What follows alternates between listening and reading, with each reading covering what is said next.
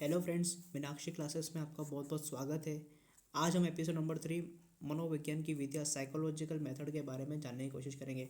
जैसा कि आप स्लाइड नंबर 1 में देख रहे होंगे कि इधर बात हो रही है ऑब्जर्वेशन मेथड की, प्रेक्षण विधि की। इसमें क्या होता है कि प्रेक्षणकर्ता दूर से देखकर किसी व्यक्ति का हाव भाव और उसके व्यवहार का प्रेक्षण करने की कोशिश करता है। जैसे कि एक व्यक्ति के व्यवहार को जानने के लिए प्रेक्षणकर्ता उसका प्रेक्षण करता है। यहाँ पर प्रेक्षणात्मक विधि का प्रयोग होता है, लेकिन कई बार यह सत्यनिष्ठा के आधार पर नहीं होती।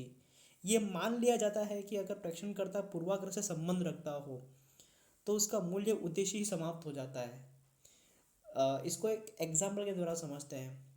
एक गांव है। गांव में दो औरतें लंबे अंतराल के बाद मिलती हैं। वो अपने भाव आंसू के रूप में प्रकट करती है, लेकिन जो प्रेक्षण करता है, जो ऑब्जर्वर है, वो ये ऑब्जर्व करता है कि ये दोनों किसी कारण या किसी समस्या के कारण रो रही है। लेकिन ऐसा नहीं होता है। वो लंबे अंतराल के बाद मिली हैं तो वो अपने हाव भाव, जो रो रही है, वो उसके लिए वो खुशी प्रकट हो रही है। तो यहाँ पर ये प्रेक्षणात्मक विधि के बारे में बात करता है। अब नेक्स्ट आती है केस विधि, केस स्टडी। केस स्टडी में क्या होता है कि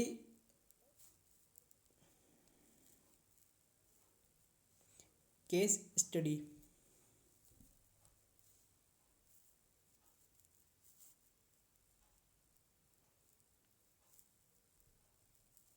केस स्टडी में इस विधि का प्रयोग ज़्यादातर क्लिनिकल साइकोलॉजी में होता है। इसे ये जानने का प्रयास किया जाता है कि उसका मरीज किस परिस्थिति से गुजर रहा हो। इस विधि में उसके जन्म से लेकर वर्तमान तक की परिस्थितियों का अध्ययन किया जाता है। इस विधि में मनोवैज्ञानिक उसके मरीज के बारे में उसके रिश्तेदार से पूछता है और उनके द्वारा नकारात्मक या फिर सकारात्मक चर्चा का ब्यौरा इकट्ठा होता है। उसके परिवार के द्वारा पूछा जाता है और उसके परिवार वाले मरीज की कुछ बातों को छुपाने को ही सही मान लेते हैं, जिसके कारण इस विधि का परिणाम सत्यनिष्ठ नहीं होता।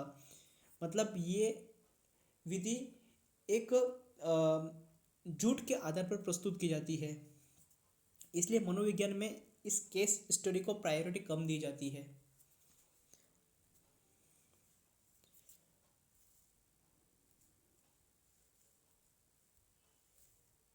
नेक्स्ट आती है अपनी इंटरव्यू मेथड, साक्षात्कार विधि। इस विधि में साक्षात्कारकर्ता और व्यक्ति के बीच में विशेष चर्चाओं में संप्रेषण होता है। ये निम्नलिखित 3 प्रकार के होते हैं। जैसे कि नैदानिक साक्षात्कार, ये क्लिनिकल इंटरव्यू। इसमें डॉक्टर अपने मरीज से बीमारियों से संबंधित साक्षात्कार करता है। जबकि शोध साक्षात्कार में क्या होता है कि इसमें शोधकर्ता अपने शिष्यों से विशेष सूचना जांचने हेतु साक्षात्कार करता है। जबकि चयनात्मक साक्षात्कार, सेलेक्टिव इंटरव्यू में क्या होता है, इसमें साक्षात्कारकर्ता अपने शिष्यों के उसकी अभिरुचि, अभिवृत्ति, व्यक्तित्व जांच हेतु उसका परीक्षण किया जाता है। इसमें कई बार ओपन क्वेश्चनिंग भी होता है और क्रॉस क्वेश्चनिंग भी होता है।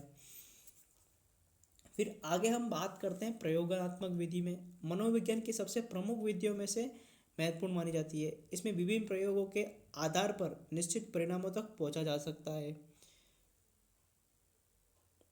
फिर नेक्स्ट विधि आती है अपने सर्वे विधि।